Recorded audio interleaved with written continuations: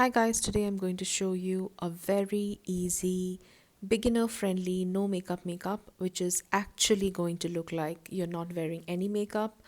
And I am starting with my brows. I feel brows frame your face, and you should always start by doing your brows with a shade that is a very close match to your hair color.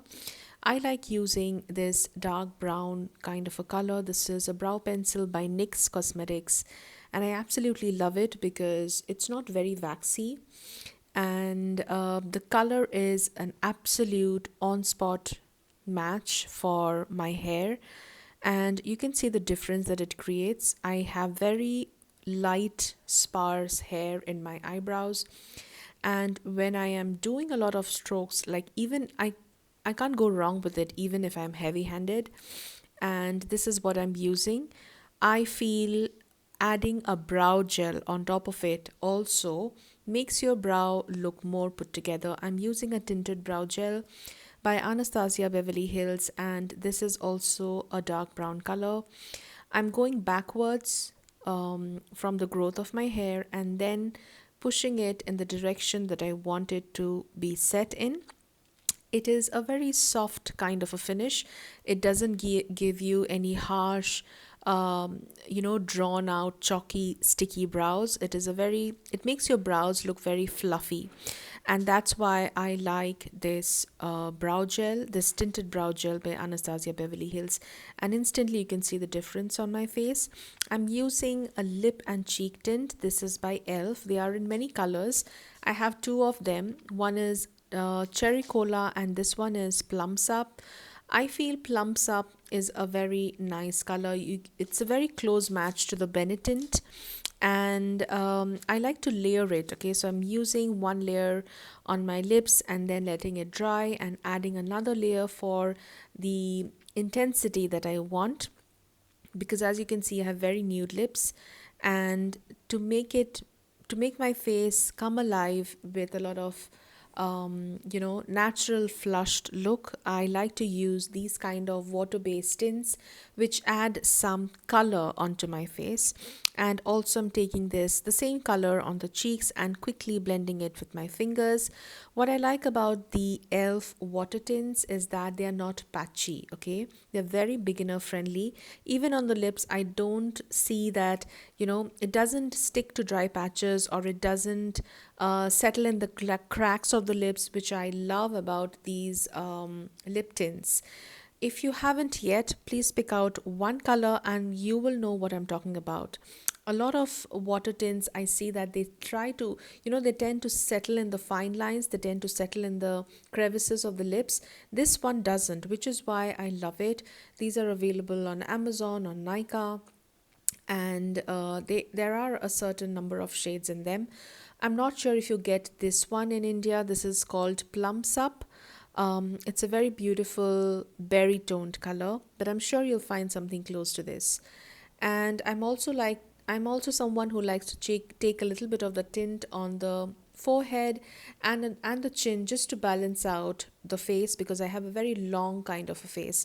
So, and my forehead is very large, and that's why it's very important for me to balance the blush with a little bit of color on the forehead and cheeks. You can stop here, but I'm going to take a little further by adding some color corrector. Okay, if you don't have any dark circles, you can absolutely stop at the tinted lip tint or and the blush.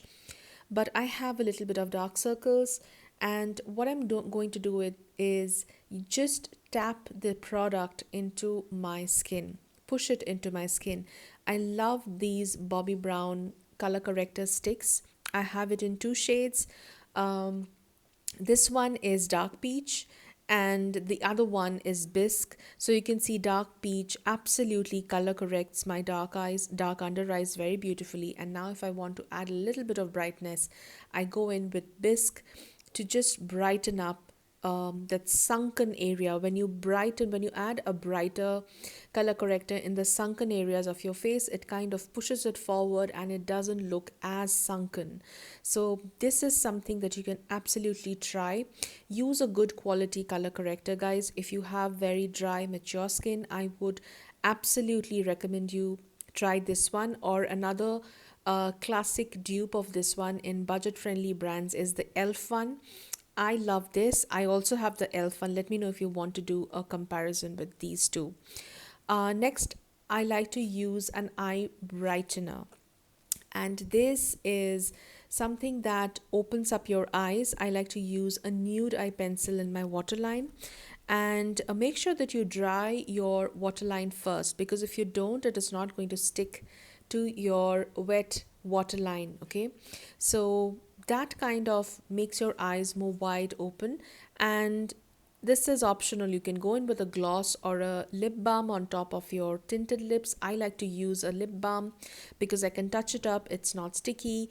And this is the Vaseline lip balm in the shade Rose. I guess I will mention all the shades in the description bar below, so make sure that you check them out. And the last but not very, the last but not the least step is to curl your lashes and add a little bit of mascara. Just a little bit of mascara will do. It is going to make your eyes very prominent. And although you don't have any eyeshadow, you don't have any kind of eyeliner or kajal going on, your eyes are going to look way more awake and bright because of these two things: the waterline, the nude color in the waterline, and the dark contrast against it with the black mascara. So these two things are going to, enhance your eyes. The lip and cheek tint is going to enhance the flushed look on your overall complexion, and your brows are going to frame all of it together and make you look so much more put together, polished. And it is such an easy routine to follow on a daily basis. This can even become a beach day out makeup because you're not loading up your skin with thick products. You can just layer it up on sunscreen and you're good to go for touch-ups throughout the day. And that's it for today's makeup tutorial, guys. Let me know if you like this. Are you going to try this? And I will see you soon in my next one. Till then, take care. Bye bye.